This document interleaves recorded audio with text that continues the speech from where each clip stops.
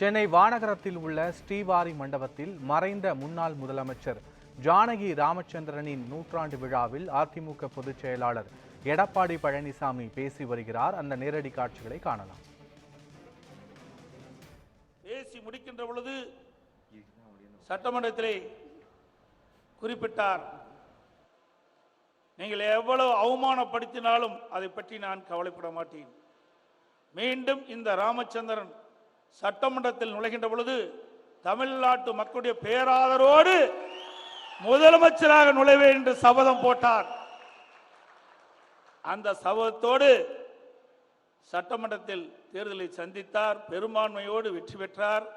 அவர் சபதத்தை நிறைவேற்றுகின்ற விதமாக முதலமைச்சராக சட்டமன்றத்திலே நுழைந்தார். அதே போல்தான் இதையும் புரட்சி தலைவி அம்மா அவர்கள் பொன்மனச்செம்மல் புரட்சி தலைவர் மறைவுக்கு பிறகு கழகம் இரண்டாக பிளவுபட்டது.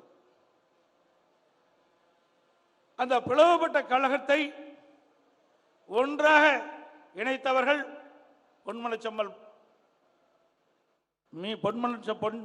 புரட்சி தலைவர் எம்ஜிஆருடைய ஆட்சி தமிழகத்திலே மலர வேண்டும் என்ற அடிப்படையிலே திருமதி ஜானகி அம்மாள் அவர்களும் நம்முடைய இதயம் புரட்சி தலைவி அம்மா அவர்களும் ஒருமித்த கருத்தோடு பேசி இந்த இயக்கம் ஒன்றாக இணைக்கப்பட்டது.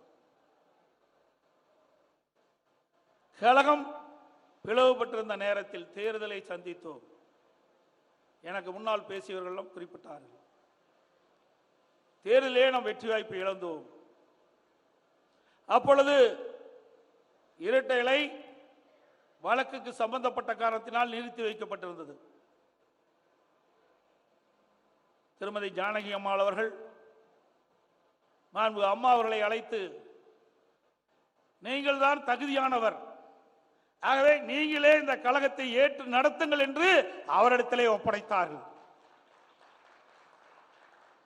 அனைத்து வழக்குகளையும் திருமதி ஜானகி அம்மாள் அவர்கள் திரும்ப பெற்றுக் கொண்டார்கள். ஆகவே கழகம் ஒன்றாக இணைந்தது. இணைந்த நேரத்திலே 2 சட்டமன்ற தேர்தல் இடைத்தேர்தல் வந்தது. அந்த 2 சட்டமன்ற இடைத்தேர்தலிலும் இரட்டை சின்னத்திலே நாம் போட்டியிட்டு வெற்றி கண்ட இயக்கம் அண்ணா திமுக இயக்கம். அப்ப ஆளுங்கட்சியாக திமுக இருந்தது. நம்முடைய சின்னம் கிடைத்தவுடன் முதல் வெற்றியை நாம் பெற்றோம். அதோடு பொன்மனச்செம்மல் புரட்சி தலைவர் எம்ஜிஆர் மறைவுக்கு பிறகு மாண்பு அம்மா அவர்கள் கழகத்தை ஏற்று தலைமை ஏற்று நடத்துகின்ற அந்த சூழ்நிலையிலும் பல்வேறு சோதனைகளை மாண்பு அம்மா அவர்கள் சந்தித்தார்கள். எப்படி பொன்மனச்செம்மல் புரட்சி தலைவர் எம்ஜிஆர்கள் அண்ணா திமுகவை தொடங்கிய போது எந்த அளவுக்கு திரு கருணாநிதி அவர்கள் இடையூறு செய்தார்களோ அதைவிட பன்மடங்கு பொன்மனச்செம்மல் புரட்சி தலைவர் மறைவுக்கு பிறகு புரட்சி தலைவி அம்மா அவர்கள் கழகத்துடைய தலைமை பொறுப்பேற்று கட்சியை நடத்தி கொண்டிருக்கின்ற பொழுது துன்பத்திற்கு ஆளானார். அது மட்டுமல்ல, அன்று பொன்மனச்செம்மல் புரட்சி தலைவர் எம்ஜிஆர் இயக்கத்தை தோற்றுவிக்கின்ற பொழுது எவ்வளவு பிரச்சனையை சந்தித்தார்களோ அதே பிரச்சனையை அம்மாவும் சந்தித்தார்கள். அதற்கு பிறகு நாமும் இன்று வரை சந்தித்துக் கொண்டிருக்கின்றோம். ஆனால் அனைத்து இந்திய அண்ணா திராவிட முன்னேற்ற கழகம் எப்பொழுதெல்லாம் பிரச்சனையை சந்திக்கின்றதோ அப்பொழுதெல்லாம் வெற்றியை ஈட்டுவது இயல்பு. அதே போலதான் இன்றைக்கு நம்முடைய இயக்கத்தை அழிக்க நிற்கின்றவர்கள், முடக்க நிற்கின்றவர்கள், உடைக்க நினைக்கின்றவர்கள் ஒருபோதும் அவருடைய எண்ணம் நிறைவேறாது என்பதை பலமுறை நாம் நிரூபித்து காட்டிக் கொண்டிருக்கின்றோம். இன்றைக்கு பொன்மனச்செம்மல் புரட்சி தலைவர் எம்ஜிஆர் எடுத்தவுடனே முதலமைச்சராக வரவில்லை. பலமுறை சட்டமன்ற உறுப்பினராக இருந்து பணியாற்றினார், எம்எல்சியாக இருந்து பணியாற்றினார். அவர் தமிழ்நாடு முழுவதும் திராவிட முன்னேற்ற கழகத்தில் அன்றைய தினம் இருந்த பொழுது தேர்தல் பிரச்சாரத்தை மேற்கொண்டு மக்களை சந்தித்து மக்களுடைய ஆதரவை பெற்று ஆட்சி வருவதற்கு துணை நின்றவர் பொன்மனச்செம்மல் புரட்சி தலைவர் எம்ஜிஆர் அவர்கள். அப்படி மக்களோடு மக்களாக பழகி மக்களுடைய எண்ணங்களை தெரிந்து அரசியல் வாழ்க்கையில் ஈடுபட்ட காரணத்தினால் தான் மக்கள் அவரை ஏற்றுக்கொண்டு கிட்டத்தட்ட அவர் உயிரோடு இருக்கின்ற வரை அவர்தான் முதலமைச்சர் என்று இன்றைக்கு மக்கள் தீர்மானித்து அந்த பொறுப்பை அவரிடத்திலே வழங்கி வந்தார்கள். அதே போல 1980 என்று கருதுகின்றேன். அந்த சமயத்தில் நாடாளுமன்ற தேர்தலில் கூட பொன்மனச்செம்மல் புரட்சி தலைவர் எம்ஜிஆர் இருக்கின்ற பொழுதே நாம் 2 இடத்தில் தான் வெற்றி பெற முடிந்தது. எதற்காக சொல்லினேன் சொன்னால், எந்த ஒரு கட்சியும் தொடர்ந்து வெற்றி பெற்ற வரலாறு கிடையாது. எந்த ஒரு கட்சியும் தொடர்ந்து தோல்வியுற்ற வரலாறும் கிடையாது. வெற்றி தோல்வி என்பது மாறி மாறி வந்து கொண்டே இருக்கும். சக்கரம் எப்படி சுரண்டு கொண்டிருக்கின்றதோ அதே போலதான் எல்லா கட்சிகளும் வெற்றியும் தோல்வியும் மாறி மாறி சந்தித்துக் கொண்டிருக்கின்றன. இன்றைய தினம் பல பேர் பேசுகிறார்கள், அனைத்து இந்திய அண்ணா திராவிட முன்னேற்ற கழகம் தொடர் தோல்வி என்று. ஏன் திமுக 10 ஆண்டு காலம் தொடர் தோல்வியை சந்திக்கவில்லையா? சந்தித்ததா இல்லையா? அப்படி தொடர் தோல்வி சந்தித்த திமுக கட்சி ஆட்சிக்கு வரவில்லையா? 1991 2 இடங்கள் தான் திமுக வெற்றி பெற்றது. 96 அவர் ஆட்சிக்கு வரவில்லையா? எல்லா கட்சிகளும் மாறி மாறி வெற்றி தோல்வி சந்தித்துக் கொண்டுதான் இருக்கின்றது. கால சூழ்நிலைக்கு தக்கவாறு, அரசியல் சூழ்நிலைக்கு தக்கவாறு ஆட்சி மாற்றம் ஏற்படுவது இயல்பு. ஆனால் அனைத்து இந்திய அண்ணா திராவிட முன்னேற்ற கழகத்தை பொறுத்த வரைக்கும் வெற்றி என்பது நிச்சயிக்கப்பட்டது என்பதை நாம் ஒவ்வொருவரும் எண்ணி பார்க்க வேண்டும்.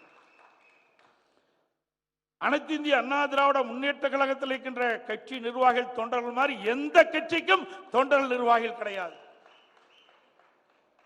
இருவரும் தலைவர்கள் மறைந்தும் கூட இன்றைக்கும் நாம் குடும்பம் போல் காட்சி அளித்துக் கொண்டிருக்கின்றோம் சொன்னால் அதுதான் அனைத்து இந்திய அண்ணா திராவிட முன்னேற்ற கழகத்திற்குள்ள குணம். அனைத்து இந்திய அண்ணா திராவிட முன்னேற்ற கழகம் குடும்பம், குடும்ப கட்சி. அதே நேரத்தில் பல பேர் சொல்வார்கள் திமுக ஒரு குடும்ப கட்சி என்று. ஆம், குடும்ப கட்சி. அது திரு கருணாநிதியுடைய குடும்ப கட்சி. அது திமுக கட்சியுடைய குடும்ப கட்சி கிடையாது. திரு கருணாநிதி குடும்பத்தினுடைய உறுப்பினருடைய குடும்ப கட்சி. அந்த குடும்பத்தில் இருக்கின்றவர்கள் மட்டும்தான் அந்த கட்சிக்கு தலைவராக முடியும், ஆட்சி அதிகாரத்திற்கு வர முடியும். ஆனால் அண்ணா திமுகவை பொறுத்த வரைக்கும் அண்ணா திமுக குடும்பத்திலே யார் உழைக்கின்றார்களோ, யார் விசுவாசமாக இருக்கின்றார்களோ, யார் வேணாலும் இந்த கட்சிக்கு பொதுச் செயலராகலாம், உழைத்தால் விசுவாசமாக இருந்தார். அதுபோல ஆட்சியிலும் அமைச்சராக, சட்டமன்ற உறுப்பினராகலாம், நாடாளுமன்றமாகலாம், அமைச்சராகலாம், ஏன் முதலமைச்சராகலாம் ஆகலாம் அண்ணா திமுகவை மட்டும். அதுதான் குடும்ப கட்சி அண்ணா திமுக கட்சி. திமுகவுக்கும் அண்ணா திமுகவுக்கும் உள்ள வேறுபாடு இதுதான். அதோடு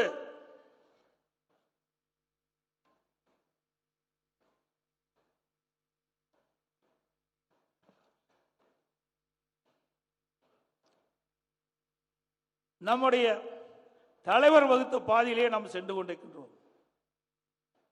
இன்றைக்கு தமிழகத்தில் அண்ணா திமுகவும் ஆண்டிருக்கிறது நாட்டை, திமுகவும் ஆண்டிருக்கின்றது. 2 ஆட்சியிலும் ஒப்பிட்டு பாருங்கள். அனைத்து இந்திய அண்ணா திராவிட முன்னேற்ற கழகம் தான் தமிழகத்திலே அதிக ஆண்டு ஆட்சி செய்த கட்சி அண்ணா திமுக கட்சி தான். சுமார் 31 ஆண்டு காலம் ஆட்சி செஞ்சிருக்கிறார். அந்த 31 ஆண்டு கால ஆட்சியிலே பொன்மனச்செம்மல் புரட்சி தலைவர் எம்ஜிஆர் தமிழகத்துடைய முதலமைச்சராக இருந்து சிறப்பான முறையிலே பணியாற்றுகின்றார். அவருடைய மறைவுக்கு பிறகு இதயம் புரட்சி தலைவி அம்மா அவர்கள் தமிழகத்தினுடைய முதலமைச்சராக இருந்து சிறப்பான முறையிலே பணியாற்றுகின்றார்கள். அவருடைய மறைவுக்கு பிறகு அம்மாவுடைய அரசு 4.5 ஆண்டு காலம் சிறப்பான ஆட்சி தந்திருக்கின்றது. ஆக சுமார் 31 ஆண்டு காலம் நல்ல ஆட்சி தந்த கட்சி அண்ணா திமுக கட்சி என்பதை நினைவில் கொள்ள வேண்டும். இந்த 31 ஆண்டு காலம் நல்ல ஆட்சியில் தான் இன்றைக்கு தமிழ்நாடு பல்வேறு துறைகளிலே நாம் ஏற்றம் பெற்றிருக்கின்றோம். இந்தியாவிலேயே தமிழ்நாடு முதன்மை மாநிலமாக விளங்கிக் கொண்டிருக்கின்ற சொன்னால் அனைத்து இந்திய அண்ணா திராவிட முன்னேற்ற கழக அரசு போடப்பட்ட திட்டம், அதனால் மக்களுக்கு கிடைக்கப்பட்ட நன்மை இன்றைக்கு நாட்டிலேயே முதன்மை இடத்திலே வைத்துக் கொண்டிருக்கின்றோம். இன்றைக்கு பல்வேறு துறைகள் இருக்கின்றன. எல்லா துறைகளிலும் சாதனை மேல் சாதனை படைத்த ஒரே அரசாங்கம் அதிமுக அரசாங்கம் தான்.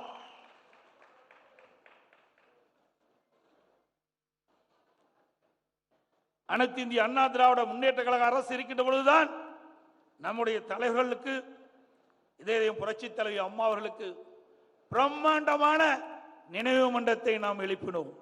பிரம்மாண்டமான நினைவு மண்டபம். அதே போல பொன்மனச்செம்மல் புரட்சி தலைவர் எம்ஜிஆருடைய நினைவிடத்தை நாம் புதுப்பித்துக் கொடுத்தோம். பொன்மனச்செம்மல் புரட்சி தலைவர் எம்ஜிஆர் அவர்களுக்கு புகழ் சேர்க்கின்ற விதமாக அந்த 100ஆண்டு விழா எடுக்கின்ற அந்த தருணத்திலே பீச் ரோட்ல காமராஜர் சாலையில பிரம்மாண்டமான அந்த ஆட்சி, 100ஆண்டு விழா ஆட்சியை நாம் அமைத்துக் கொடுத்தோம். அதே போல இதயம் புரட்சி தலைவி அம்மாவுடைய முழு உருவ திருவுருவ படத்தை சட்டமன்ற வளாகத்திலே வைத்ததும் அதிமுக ஆட்சியிலே தான்.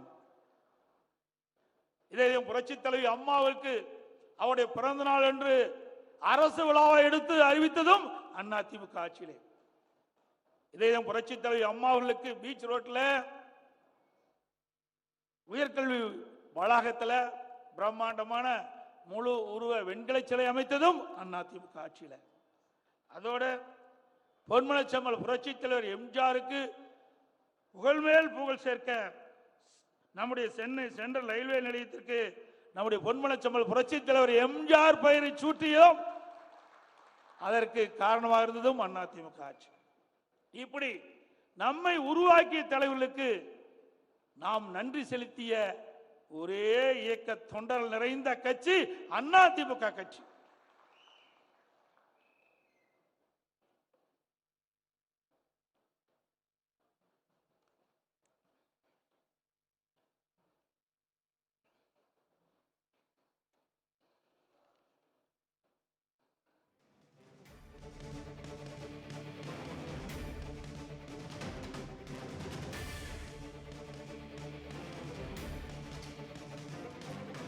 பொன்மனச்செம்மல் புரட்சி தலைவர் எம்ஜிஆர் அவர்களுக்கு இன்றைக்கு மத்திய அரசில் வழங்கப்படுகின்ற உயர்ந்த விருதான பாரத ரத்னா விருதை வழங்க அறிவித்தார்கள். அந்த விருதை மறைந்த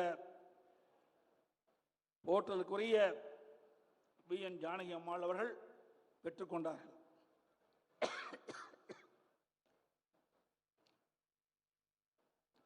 அதோடு